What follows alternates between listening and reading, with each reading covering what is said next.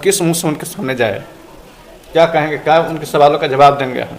एक सवाल था जो उनके पिता ने भी कहा, उसके पिता के साथ साथ कुछ लोग भी थे, जो पहला दिन घटना घटा था कि जब बच्चे शिकायत करने के लिए गए तो वहां पर कहा गया कि जो जीतेगा वो, जो पीटेगा वो जीतेगा। ये बड़ा एक सवाल, ये बहुत बड़ा सवाल है, क्योंकि आरोप उनके मृतक के पिता का है। मृतक का पिता जो बयान दिया कि जो जीतेगा वो पीटेगा, और आपने भी हेडमास्टर साहब ने यही कहा कि नहीं, कहीं ना कहीं चूक हुई है। सवाल का जवाब किसी के पास नहीं है। जब बच्चे लोग आए कहने कि दो लड़कियों के बीच झगड़ा हो रहा है तो उनको रिस्पॉन्स लेना चाहिए, लेकिन उन्होंने रिस्पॉन्स नहीं लिया। ये आपने अभी कहा। इनको थोड़ा सा तत्परता दिखाते तो जो है इस सवाल पर हमने कहा, हम लोगों ने इस सवाल, ये जो जीतेगा वो पीटेगा। शायद तो अब हम तो नहीं थे वहाँ पर, तो इसकी तहकीकात किया है। जो जीतेगा वो पीटेगा।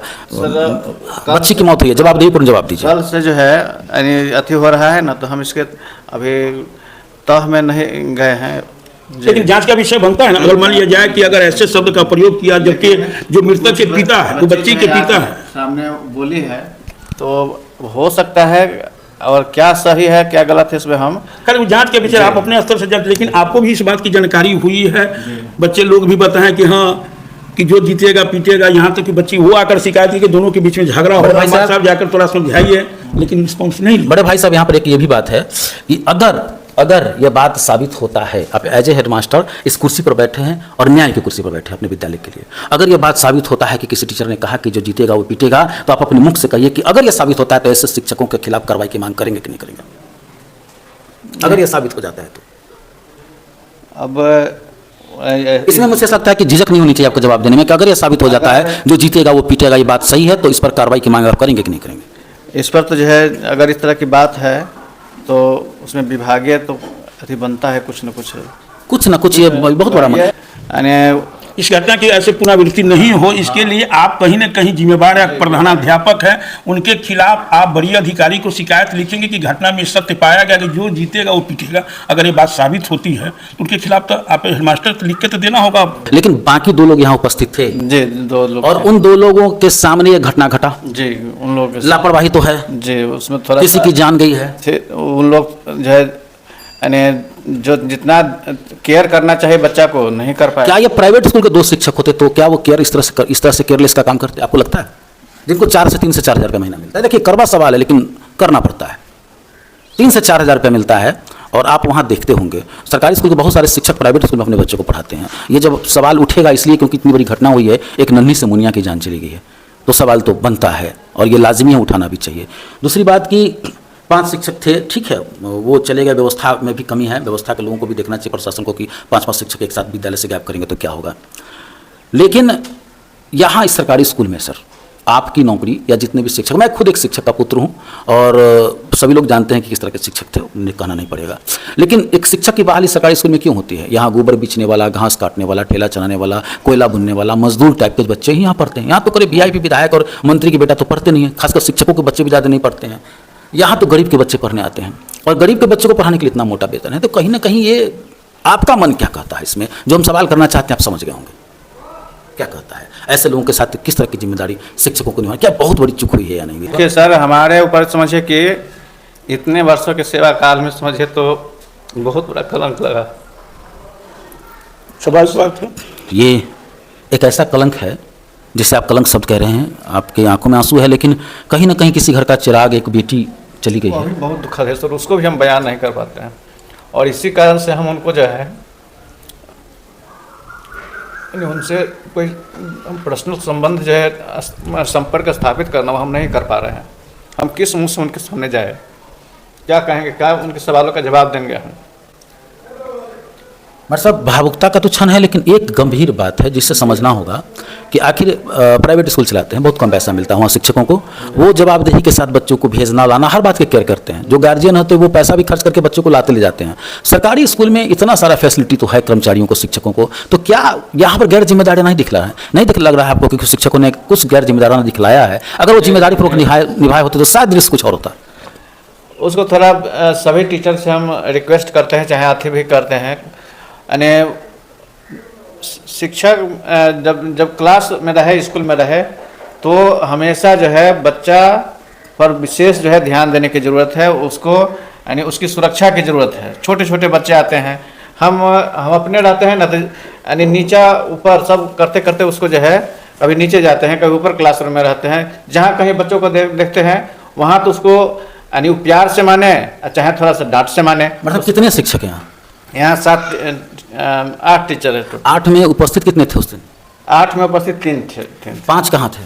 5 थे, 4 जो है, 3 जो है जांच में थे, से 4 जांच में थे, लेकिन 3 जो है ना, एक टीचर को जांच में से ही लेटर आ गया डाइट में जाने का ट्रेनिंग में, तो वहाँ चले गए, और एक जो है यहाँ आ गए, 3 वहाँ रह गए, एक जो है अथी में क्या कहते हैं ये अथी समाहरणालय में गए। मतलब कि 8 टीचर में से सिस्टम को भी यहाँ पर देखना चाहिए कि 8 टीचर में से 5 आपके गायब थे, 3 पर जवाबदेही थी, लेकिन ये जो 3 शिक्षक थे उसमें से आप भी शायद कहीं गए थे क्या? जी, हम भी जो है जवाब थे। आप 2 कहीं गए थे किसी काम से, जिस काम से भी गए हो, आप प्रधानाध्यापक हो सकता है काम हो। मैं मुकुंद कुमार अग्रवाल, हमारे साथ वरीय पत्रकार है अमरनाथ महतो, साथ में रोशन यादव है। हम लोग इस विद्यालय में आए हैं और ये हालात जानने आए हैं कि यहाँ की स्थिति आज क्या है, और साथ ही प्रधानाध्यापक हैं उनसे उनकी स्थिति को भी जानने आए हैं। चूँकि गंभीर मामला है, एक छोटी सी मासूम बच्ची की मौत हुई है, तो निश्चित रूप से हर एक पहलू पर हम मीडिया वालों की जवाबदेही बनती है कि हम हर बातों को पूछें, कि ताकि जो दोषी हैं, निर्दोष है, वो तो पुलिस प्रशासन का काम है जांच करना। हमारा काम है कि हम उन तथ्यों को दिखला पाए जिन्हें लोग जानना चाहते हैं, और पुलिस प्रशासन के लोग भी जानना चाहते हैं, क्योंकि वो लोग उस वक्त यहाँ नहीं थे। इस वक्त जब आज आप स्कूल खोले हैं, 2 दिन पहले घटना हुई, 23 तारीख को घटना हुई, और ये बुधवार को मामला उजागर हुआ। सुबह से आप कितने बजे आज स्कूल खोलने आए, क्या स्थिति है आज की? सर, आज स्कूल तो हम खोले हैं, उस समय यहाँ सब नॉर्मल था, कोई बहुत ज़्यादा थी नहीं था, लेकिन बच्चे किसी कारण से जो है, किसी कारण क्या मैंने बच्ची का डेथ के बाद जो है। आज कितने बच्चे उपस्थित हैं? हमको लगता है 10-15 बच्चे होंगे। और टोटल बच्चे नामांकन कितना है? 266 बच्चे नामांकन। सीतामढ़ी से कौन लोग आए थे? सीतामढ़ी से 3 सदस्यीय टीम आए हुए थे। कौन कौन थे उसमें? तो उसमें एक हमारे DPO साहब थे, एक जो है BO साहब, और जो है एक कोई मजिस्ट्रेट साहब थे। मजिस्ट्रेट रंग के लोग थे। आखिर में एक सवाल बनता है कि कल की घटना होना, फिर आज ऐसा होना, तो कहीं ना कहीं बच्चों में दहशत का माहौल है। ठीक, कहीं ना कहीं बच्चों में तो डर है, डर की भावना है। जो कल तक मान लीजिए आपने कहा कि 200 बच्चे यहाँ आते थे प्रतिदिन, 200 तक लगभग आते थे। आज बच्चे 10 से 15 बच्चे, कहीं ना कहीं भय का माहौल है। बहुत ऐसे भी जो बच्चे के अभिभावक होंगे जो डर के माहौल के कारण नहीं भेजते हैं, वो भेज पाते हैं। और जो अब तरह तरह के इन्वेस्टिगेशन ये सब हो रहा है ना, उसके कारण भी माहौल थोड़ा सा इस तरह का हो गया है कि शैक्षिक वातावरण नहीं बन पा रहा है, प्रभावित हो रहा है। बार बार जांच होना, लोगों का जमावड़ा होना, लगातार थोड़ा ना कहीं ना शिक्षण कार्य भी प्रभावित हो रहा है। कितनी बड़ी चूक है, क्या ये इससे सीख मिलना चाहिए? इसको एक लापरवाही कह सकते हैं। मान लिया जाए कि चलिए अगर आप नहीं, लेकिन 2 ही अगर शिक्षक हैं तो उनकी जिम्मेदारी बनती थी प्रत्येक वर्ग में जाकर बच्चे को देखना, पढ़ रहे हैं नहीं, फिर भी उनकी सुरक्षा करना, देखना, मुआमला करना, सारी चीज़ उनकी जवाबदेही थी। एज आप हेड मास्टर है तो आप तो हर काम को देखना है आपको, यहाँ से वहाँ, वहाँ से यहाँ, बहुत सारी जिम्मेदारी है आपके ऊपर। लेकिन जो सवाल उठता है कि 2 टीचर थे, वो तो गैर जिम्मेदार बात। कठिनाई हो रही है विद्यालय संचालन में? विद्यालय संचालन में कठिनाई हो रही है? हमारे सवालों से आप हिचकेंगे नहीं, थोड़ा सा परेशान नहीं होंगे। हम भी इंसान हैं और पत्रकारिता में जवाबदेही हमारी है कि हम उन गरीब बच्चों के लिए आवाज़ बने, उनकी बातों को उठाएं। मार्मिक हालात है, घटना है, पत्थर भी होता शायद वो भी रो देगा इस तरह से। खैर, ड्यूटी करने में क्या समस्या कोई आ रही है सुबह से? सर, वैसे वो कोई खास दिक्कत तो नहीं है, लेकिन अभी जो इन्वेस्टिगेशन का काम जो चल रहा है तो उसे तो हम लोग थोड़ा सा अथी हो जाते हैं ना। जांच पर जांच हो रही है, आगे भी जांच होगी। और लोग सब आते हैं तो जो दैनिक रूटीन है, जिस मनोयोग से हम लोग जो काम कर पाते हैं, तो उस हिसाब में तो थोड़ा डिस्टर्ब तो है। देखिए, कहीं ना कहीं तो ये लापरवाही यहीं से शुरू हुई है, तो स्वाभाविक सी बात है जांच की गाज तो गिरेगी। अब जांच का परिणाम क्या होता है ये तो वक्त बताएगा, लेकिन इस वक्त बड़ी पत्रकार अमरनाथ महतो के साथ हम लोगों ने उनकी बात जानने का भी प्रयास किया, जो प्रधानाध्यापक है, जिन पर ये सीधे सीधे इतिहास के पन्नों में, अगर जांच की कसौटी पर ये लोग खड़े नहीं उतरते हैं और दोषी पाए जाते हैं, तो इतिहास के पन्नों में काला अध्याय लिखा जाएगा, जो सोहरवा से का ये काला अध्याय होगा, जो पूरे देश के लोग मर्माहत है। साथ ही यहाँ के ग्रामीणों से भी जानना चाहेंगे कि वे क्या कहते हैं, क्योंकि अब घटना घट चुकी है और आगे किसी मुनिया की जान नहीं जाए, यह प्रयास हमारा और आप सबका। इस वक्त वरीय पत्रकार अमरनाथ महतो के साथ, रोशन यादव के साथ मैं मुकुंद कुमार अग्रवाल।